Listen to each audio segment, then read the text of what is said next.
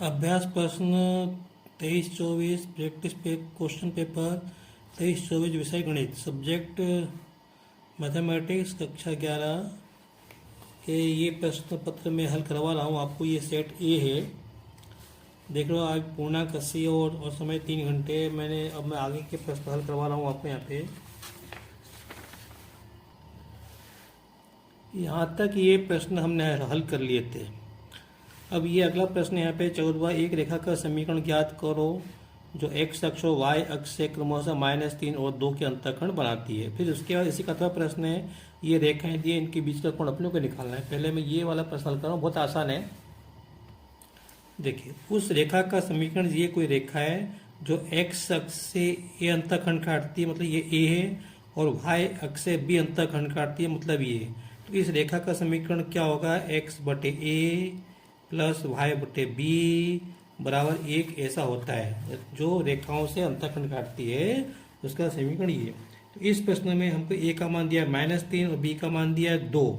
तो ये जाएगा x/-3 प्लस y/2 बराबर 1। अब चाहो तो आप इसको ऐसा ही लिखा रहने दो या इसको हल करेंगे तो ये आएगा 2x - 3y बराबर 6। एक बात मैं आपको ये बताना चाहूँगा, ये तो मैंने एक सामान्य रूप लिखा है, वास्तव में इसका जो चित्र बनेगा वो कुछ इस तरह से बनेगा। चित्र ये x अक्ष से -1 2 3 यहाँ पे काटेगी और 1 ये 2, तो ये लाइन इस तरह से आएगी। वास्तव में ये लाइन इस तरह से आएगी। वो तो केवल ये समझाने को बना दिया है, ये चित्र बनाना जरूरी नहीं है, लेकिन हमको समझने के लिए ये चित्र बनाना जरूरी है। अगला प्रश्न देखते हैं बच्चों। ये दो रेखाएं दी हैं, इनके बीच का कोण निकालना है। तो पहले हम ये जो समीकरण दिए हैं इनको y बराबर mx प्लस c रूप में अपन लिख लेंगे। ये 14वें का 8वां प्रश्न है। ये अपने को दो समीकरण दिए हैं रेखाओं के, इन रेखाओं के बीच का कोण अपने को निकालना है।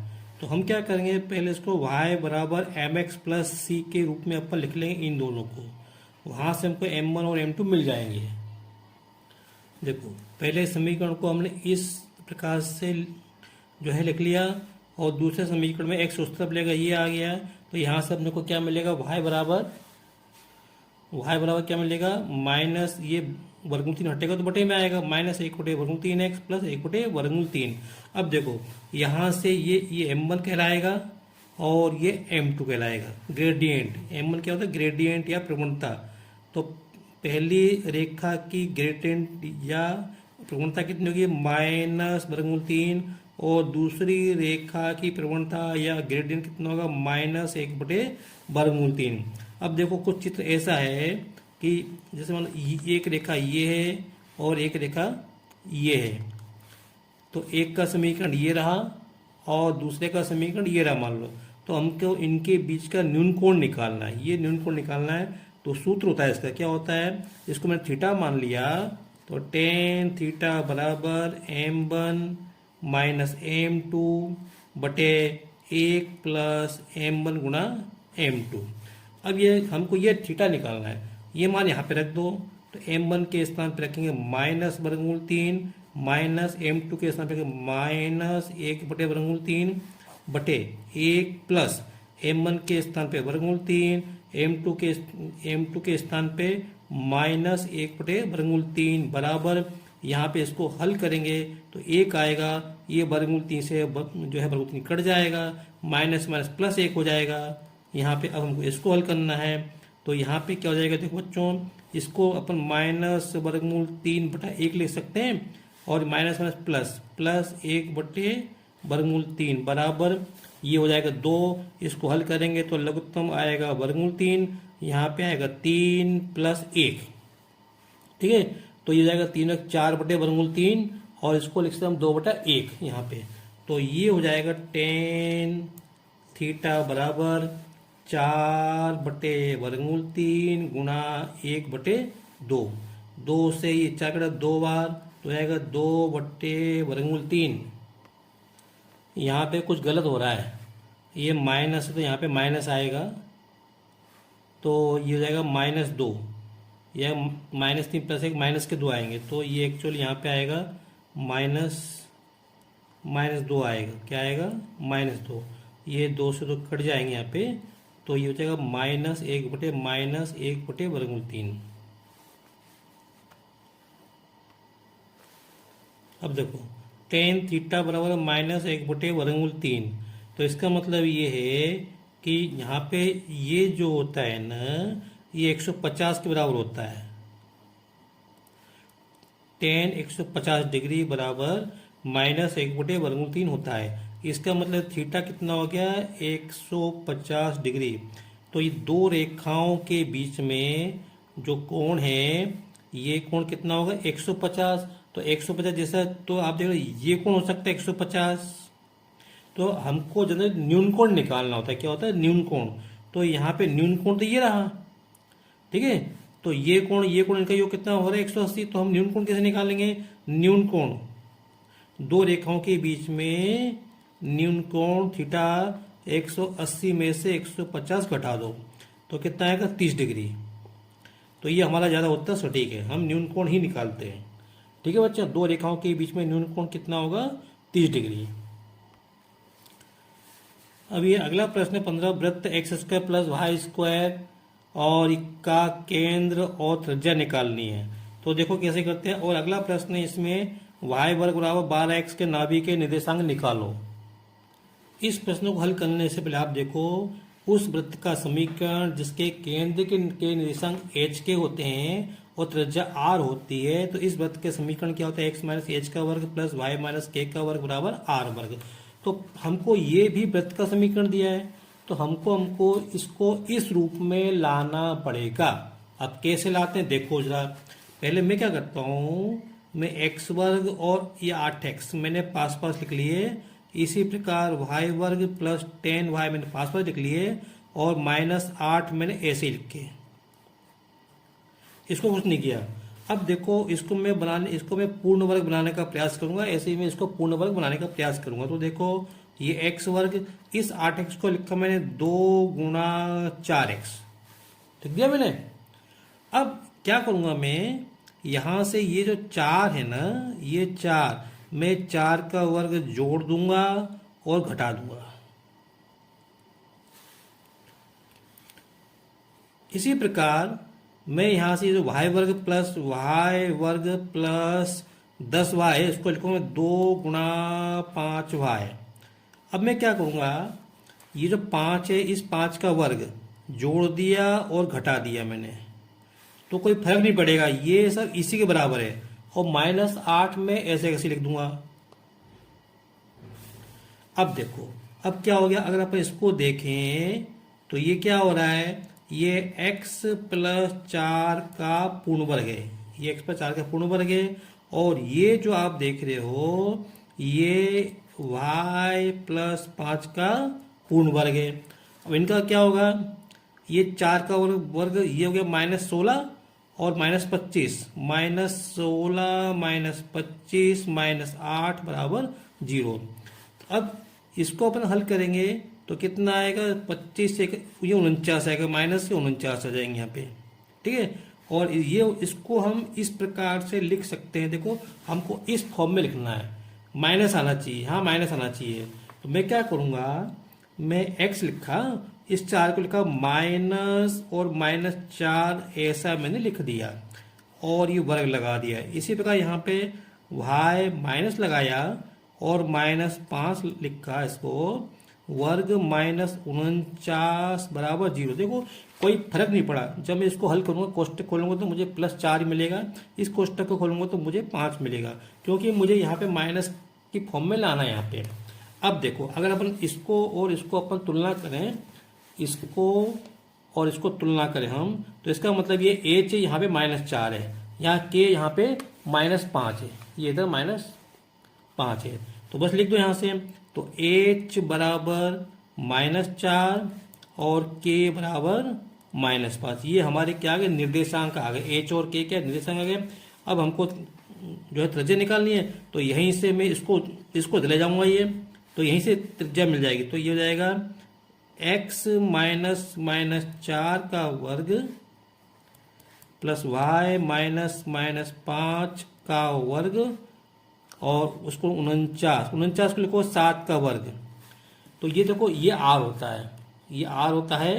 तो ये यहाँ पे ये आर कितने को 7 आ गई, तो ये आर बराबर 7 आ गई। ये हमारा उत्तर है। ये जो भी हमको समीकरण दिया था वृत्तकार, उसके केंद्र क्या -4 -5 और त्रिज्या कितनी है 7। इसके नाभि के निर्देशांक निकालने, तो नाभि मतलब फोकस होता है। अब अगर इंग्लिश में देखें तो यहाँ पे लिखा ही नहीं फोकस, यहाँ पे लिखा find the coordinate of the parabola. Parabola नहीं, यहाँ पे फोकस शब्द आना चाहिए, यहाँ पे कहना चाहिए फोकस शब्द आना चाहिए। अब आप इस चित्र को देखें, इसका समीकरण क्या है, y² बराबर 4ax। ये जो समीकरण है, ये इसके जो फोकस होगा क्या होगा, इसका फोकस यहाँ कहीं होगा। तो ये फोकस के निर्देशांक होंगे a और 0। ये फोकस मतलब नाभि के निर्देशांक a0 होता है। तो यहाँ पे क्या लिखा है 4ax। असल में अपने को समीकरण क्या दिया है, अपने को y² बराबर 12x दिया है। अब इस समीकरण को इस प्रकार से लिखेंगे, हमको मतलब 4 दिखना चाहिए। तो 4 कैसे दिखेगा, मैं 12 को 4 गुणा 3x लिख सकता हूँ कि नहीं लिख सकता, लिख सकता हूँ। तो अगर मैं इसको y² बराबर 4ax से देखूं, तुलना करूं इसकी, इससे तुलना करूं, तो क्या मिलेगा, 4 के स्थान पे 4, a के स्थान पे क्या मिलेगा 3 मिलेगा। ठीक है ना। तो a के स्थान पे आप इसको ऐसे भी कर सकते हो, हम इसको 4 गुणा 3x बराबर 4 गुणा a गुणा x लिखो। x से x कट जाएगा, 4 से 4 कट जाएगा, और a बराबर क्या मिलेगा 3 मिलेगा। तो ये आपके क्या आ गए फोकस के निर्देशांक। और चूंकि x अक्ष पर है, तो नाभि के निर्देशांक, नाभि के निर्देशांक क्या हो जाएंगे 3 और 0, क्योंकि y का मान 0 है यहाँ पे। अब मैं अगला प्रश्न कर रहा हूँ, ये जो u बराबर 1 2 3 4 5 6 7 8 9, इसको अपन क्या बोलते हैं सार्वत्रिक समुच्चय, यूनिवर्सल सेट। ये दो समुच्चय दिए, a बराबर 4 5 8 9 3 4 6, ये इसका उपसमुच्चय है, ये इसका उपसमुच्चय है। तभी हम इन उपसमुच्चय का ये क्या है सार्वत्रिक समुच्चय है। ध्यान को ये इसका उपसमुच्चय होना चाहिए, ये भी इसका उपसमुच्चय होना चाहिए। हमको सत्यापित करना है कि A यूनियन B डैश बराबर A डैश सर्वनिष्ठ B डैश, ये हमको सत्यापित करना है। तो पहले हम इसका मान निकालेंगे, फिर हम इसका मान निकालेंगे, फिर देखो अब हमको ये मालूम होना चाहिए A डैश क्या होता है, B डैश क्या होता है। तो मैं आपको बताता हूँ, यहाँ पे मैं पहले A यूनियन B डैश का मान निकालूंगा। ये मान निकालने के लिए पहले मैं A यूनियन B निकालूंगा, A यूनियन B। तो क्या आ जाएगा 4 5 8 9 यूनियन 3 4 6 8। अगर मैं इन दोनों का यूनियन लूंगा तो क्या मिलेगा मुझे, 3 मिलेगा, 4 मिलेगा, 5 मिलेगा, 6 मिलेगा, और 8 मिलेगा, और 9 मिलेगा। यहाँ से इसके अवयव लिख के, इसके अवयव लिख के, फिर इन अवयव को मैंने क्रम से लिख दिया। यहाँ पे कोई भी अवयव 2 बार नहीं आएगा। अब आपको ये तो मालूम है कि ये A यूनियन B, इसका मतलब ये होता है इसमें जो अवयव हैं वो या तो A में है या B में है, या कुछ अवयव दोनों में हो सकते हैं। चलो अब ये A यूनियन B होता है। अब मुझे क्या निकालना है, A यूनियन B डैश निकालना है। A यूनियन B डैश का मतलब क्या होता है, इसका मतलब है U minus A union B। इसका मतलब ये होता है, कहते हैं पूरक समुच्चय, A यूनियन B का पूरक समुच्चय, सप्लीमेंट्री। तो क्या करेंगे 1 2 3 4,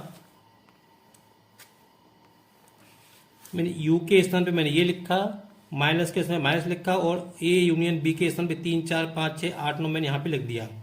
अब ये बीच में माइनस है, इसका मतलब ये है कि हमको इसमें से ये वाले अवयव हटाना है। 3 हटाना है, 4 हटाना है, 5 हटाना है, 6 हटाना है, और 8 हटाना है, और 9 हटाना है। अब क्या बचा 1 2 7, क्या बचा 1 2 7। ये मान किसका हो गया, A यूनियन B डैश का हो गया।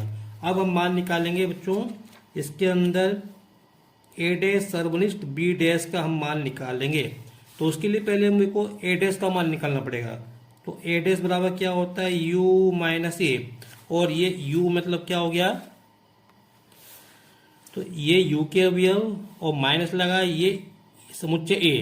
तो इसमें से हमको ये वाले अवयव हटाना है, 4 हटाना है, 5 हटाना है, 8 हटाना है, 9 हटाना है। क्या बचा 1 2 3 6 7, ठीक है ये बच्चे। ये ए डैश का मान आ गया। इसी प्रकार हम निकालेंगे बी डैश निकालेंगे, तो बी डैश बराबर यू माइनस बी बराबर, अब देखो ये u लिखा माइनस लिखा, ये b लिख दिया। b के अवयव क्या ये तो है 3 6 6 8, देखो ये रहे, तो इसमें लिख दिया। अब इसमें से ये वाले अवयव हटा दो, 3 हटा दो, 4 हटा दो, 6 हटा दो, 8 हटा दो, तो क्या बचा 1 2 5 7 और 9, ये हो गया बी डैश। हमको ए डैश मालूम हो गया, बी डैश मालूम हो गया। अब हम क्या निकालेंगे, ए डैश सर्वनिष्ठ बी डैश निकालेंगे। तो यहाँ लिखेंगे ए के अवयव, ए डैश के अवयव 1 2 3 6 7, सर्वनिष्ठ सर्वनिष्ठ 1, बी डैश के अवयव 1 2 5 7 9। अब इसका तो मतलब मालूम है, तो हमको सर्वनिष्ठ का मतलब होता है ए से अवयव जो दोनों में सम्मिलित हो। तो 1 2 देखो ये रहा, इसमें 3 इसमें नहीं है, 6 इसमें है इसमें नहीं है, 7 इसमें है इसमें है, 9 इसमें है इसमें नहीं, तो नहीं लेना। तुमको क्या लेना है, 1 लेना है, 2 लेना है और 7 लेना है, 1 2 7, ठीक है। तो ये मान किसका आ गया, ए सर्वनिष्ठ बी डैश का मान आ गया। अब देखो आप यहां से ए संग बी डैश का मान भी कितना है 1 2 7, इसका मान भी इसका ना ए डैश बी डैश का मान भी 1 2 7। इसका मतलब ये हुआ ए संग बी डैश बराबर ए डैश सर्वनिष्ठ बी डैश। बस ये हमको सत्यापित करना था, इति सिद्धम।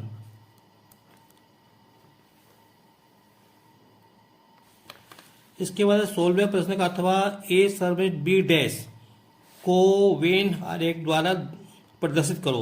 तो मैं आपको बता देता हूं, देखो ये मैंने आयत बनाया, इसको मैंने u लिखा, इसको हम u से बताते हैं। और ये समुच्चय a है, ये जो समुच्चय ये a है, ये समुच्चय b है। तो a सर्वनिष्ठ b का मतलब ये वाला भाग हुआ, ये वाला भाग a सर्वनिष्ठ b होगा। हमको क्या निकालना है, ए सर्वनिष्ठ बी डैश निकालना है।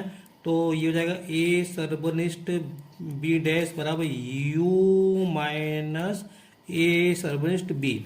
इसका मतलब ये है क्योंकि इस पूरे u में से ये वाला भाग घटाना है, ठीक है। इसको छोड़ के ये जो भाग आप देख रहे हो, ये वाला भाग आप ऐसे बता सकते हो, इसको अलग रंग से बता सकते हो। इसको नहीं करना है, इसको लाइनिंग नहीं करना है, मैंने कर दिया है। बस इसको छोड़ के ये हमको नहीं लेना। तो ये जो भाग आप दे रहे हो संकेत, ये ए सर्वनिष्ठ बी डैश को शो कर रहा है। ये वाला भाग जो है, ये वाला भाग ये ए